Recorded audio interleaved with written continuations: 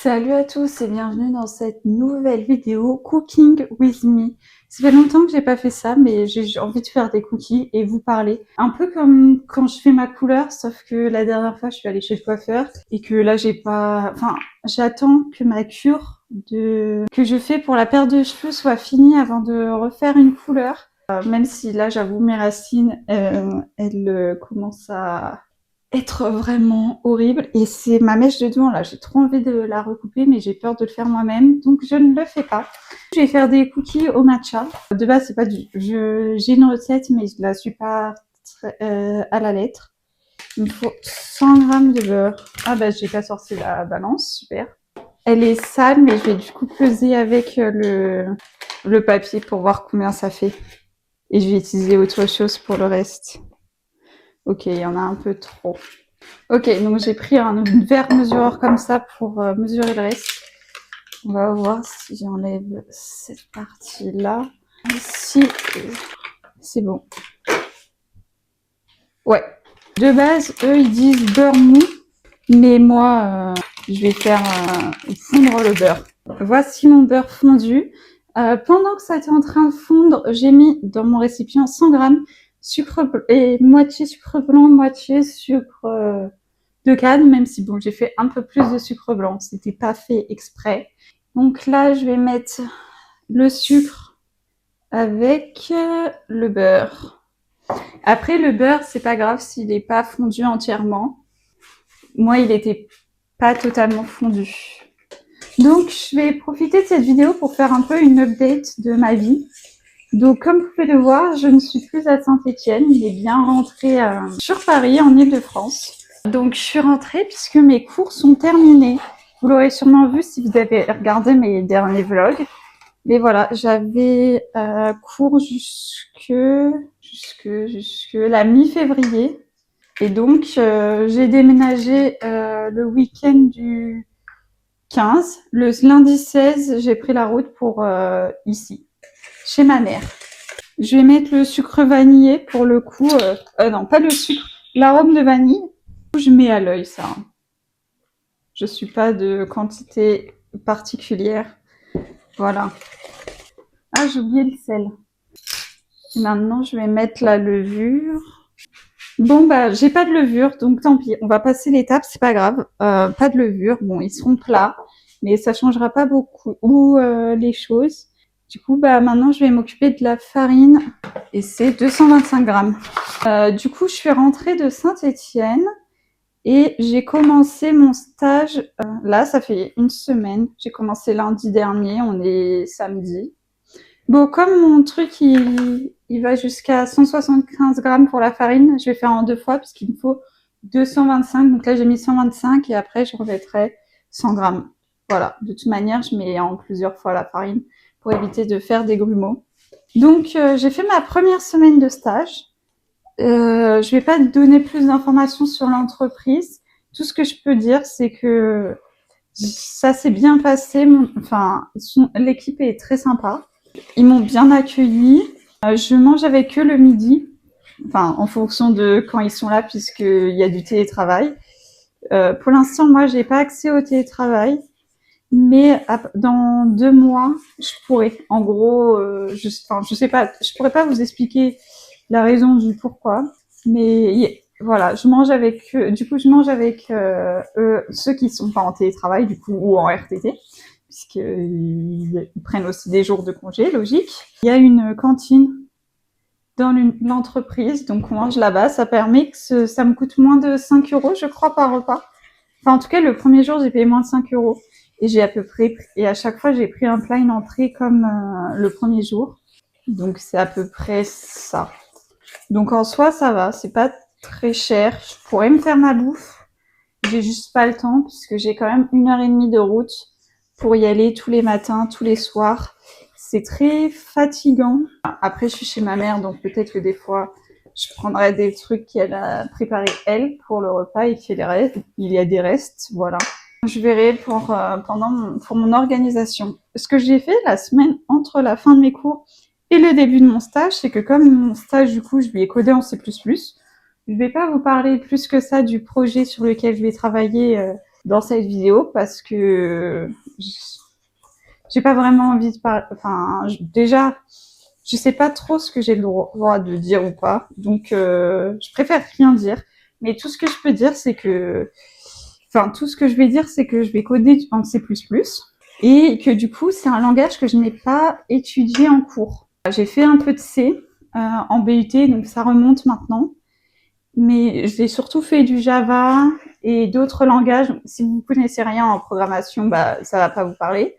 Mais donc du coup, bah la semaine dernière surtout, j'ai passé mes journées à travailler ce langage pour que bah je comprenne le code quand j'arrive, parce que si je l'avais pas fait, franchement là quand j'ai lu le code, j'aurais rien compris. Déjà que là c'est un peu compliqué parce que c'est du vieux code. Enfin, non, il a été mis à jour, mais il y a certains trucs qui datent de il y a longtemps, quoi. Et bah, c'est pas toujours évident. Et puis se penser sur un code qu'on n'a pas étudié, bah, c'est toujours un peu compliqué. Bon, en tout cas, c'est ce que j'ai fait donc ces 2 dernières semaines. J'ai commencé à avoir mes notes du premier semestre. Il m'en manque que 2. Et j'avoue, j'ai un peu peur parce que si, faut au moins que c'est les matières les plus, non, il y en a les plus dures qui me restent en fait à valider, enfin à avoir les notes plutôt. Il y a une matière que j'ai pas validée dans toutes celles que j'ai fait pour l'instant. Mais pour l'instant, ma moyenne, elle est toujours au-dessus de 10. Donc même si j'ai pas validé cette matière, si ma moyenne reste au-dessus de 10, je valide mon semestre. Du coup, j'ai un peu peur des notes que je vais avoir pour ces matières qui me restent. Même s'il y en a une, c'est un projet, donc je pense pas avoir raté. Et l'autre, c'est projet plus examen écrit.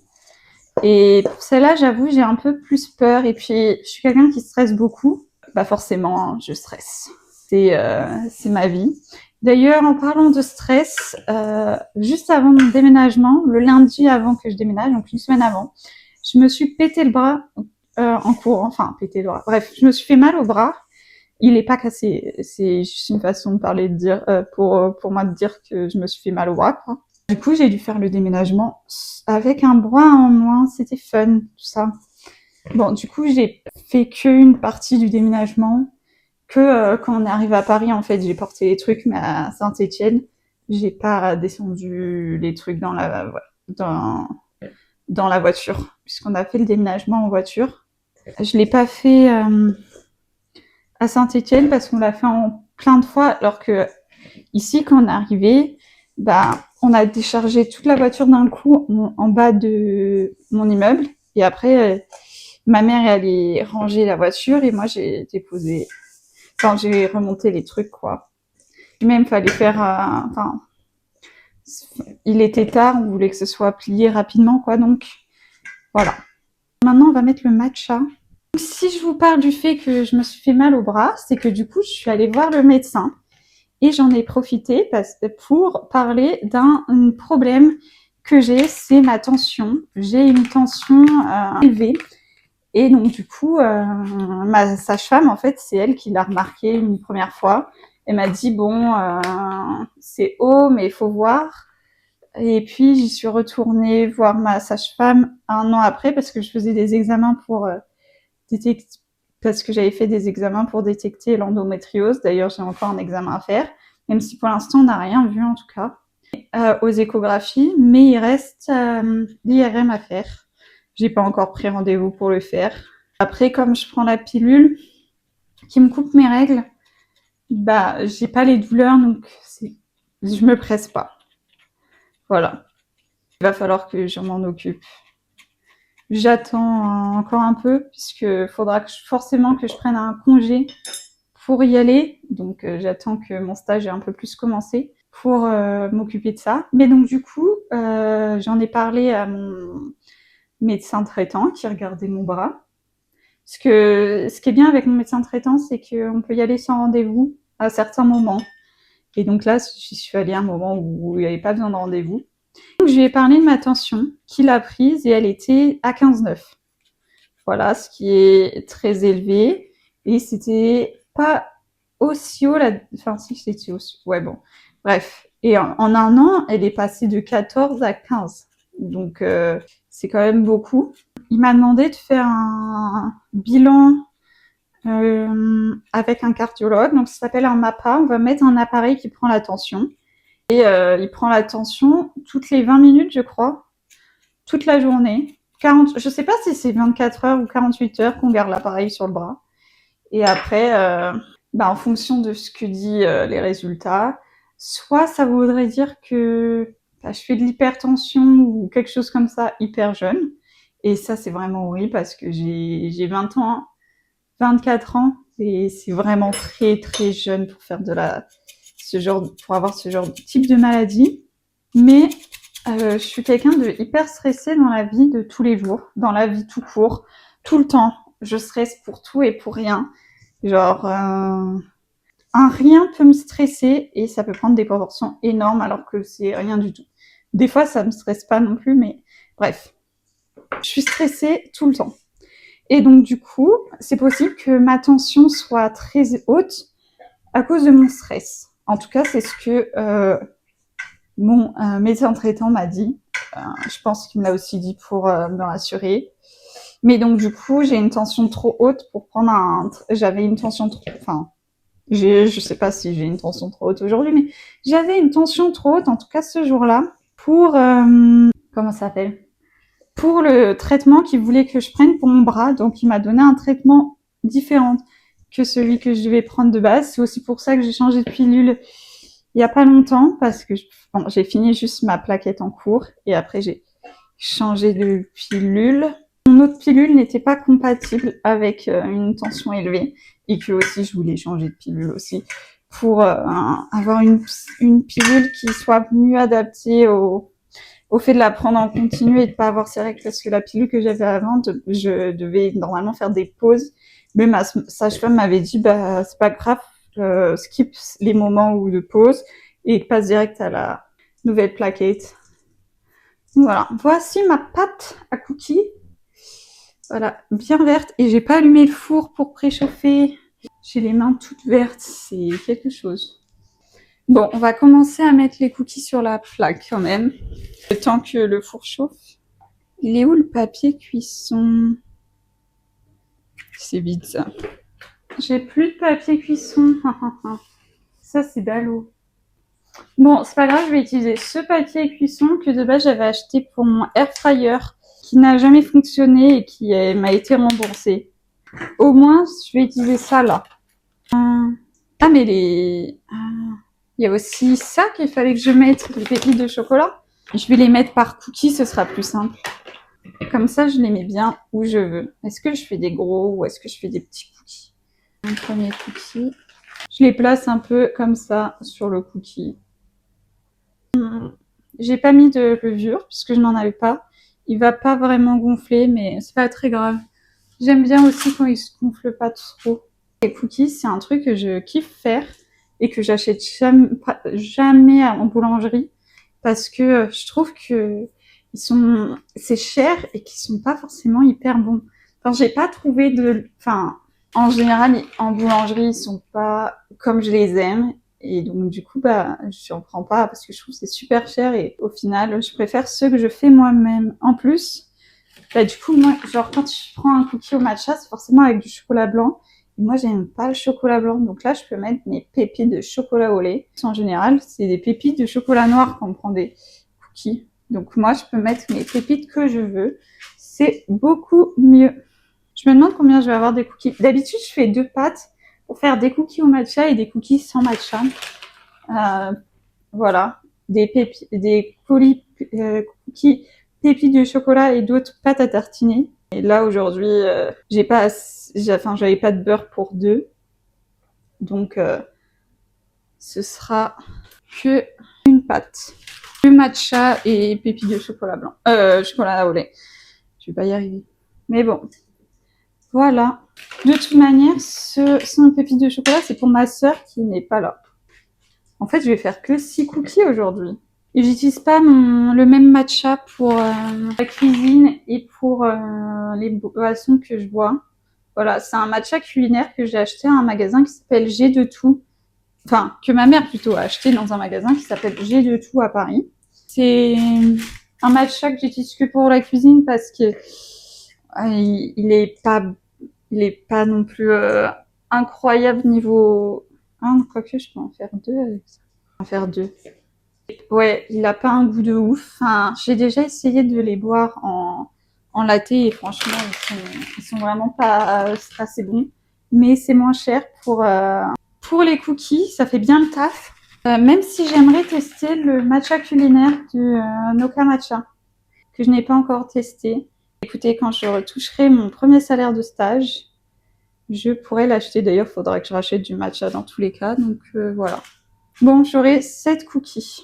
Voilà. Ah bah tiens, le dernier, je vais faire la pâte à tartiner. Voilà, comme ça, ma sœur en donnera un. Elle reviendra dimanche soir. Je vais sortir ça. Pour la pâte à tartiner, c'est celle-là de la marque Lucien Goriolin. Pâte à tartiner cacao sans huile de palme parce qu'elle est incroyablement bonne. Voilà, c'est ma pâte à tartiner préférée. Voilà, si je ne pouvais prendre que plus que celle-là maintenant, que je l'ai goûtée, je le ferais. Voilà. D'ailleurs, ce pot-là, il est à moitié commencé. En fait, je l'ai offert à ma sœur pour Noël. C'était une petite blague parce que on l'a découverte en vacances en octobre et je l'ai ramenée avec moi à Saint-Étienne. Et quand ma sœur a appris que j'avais pris la pâte à tartiner avec moi, elle était pas contente. Elle dit, ah, mais moi je la voulais. Bref, du coup, je trouvais ça drôle lui offrir la pâte à tartiner qu'elle kiffe trop à Noël. Bon, j'ai un peu mal fait, j'ai peut-être mis un peu trop de pâte à tartiner. J'en ai partout sur moi. Plus qu'à attendre que le four soit chaud pour pouvoir mettre les cookies au four. Et je vous reprendrai quand ils seront prêts du coup. Ça y est, j'ai mis 8 minutes, mais après ça va dépendre de vous et comment vous aimez vos cookies cuits. Mais moi, j'aime quand ils sont encore chauds et pas trop cuits. Donc de base, il y a écrit 10 minutes sur la recette, mais moi j'ai mis 8. Voilà. Et quand je trouve, enfin en fait, je trouve que comme ils sont verts, je vois moins bien quand ils sont cuits ou non que quand c'est des cookies nature. Regardez-moi ces beaux cookies que vous ne voyez pas. Et voilà. On va peut-être éteindre le four. Ce que je fais quand même, c'est que je les laisse refroidir, mais je vais quand même vous montrer à quoi ça ressemble. Vous avez le droit de voir. Voilà mes 7 cookies. Ils sont pas trop beaux. Bon, celui-là, je les garde pour ma sœur et les 6 autres, c'est pour moi et ma mère, du coup. Et mettre un chrono de 5 minutes et après, je reviens pour goûter. Parce que comme ça, dans 5 minutes, ce sera parfait. Parce que là, si je les prends maintenant, ils sont mous encore. Mais après, ils seront parfaits. J'ai trop hâte de les manger. En plus, il est 16h43, donc c'est littéralement l'heure de goûter, quoi. J'ai attendu plus de 5 minutes, donc ça y est, on va pouvoir en goûter un. Que je prends celui-là, parce qu'il est gros. Oh, quoique, il aurait pu être un peu plus cuit, mais bon. Mmh. Incroyable. J'aurais peut-être pu laisser une minute de plus.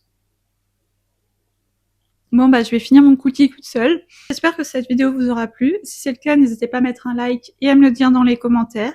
Et nous, on se retrouve bientôt pour une nouvelle vidéo. Bye!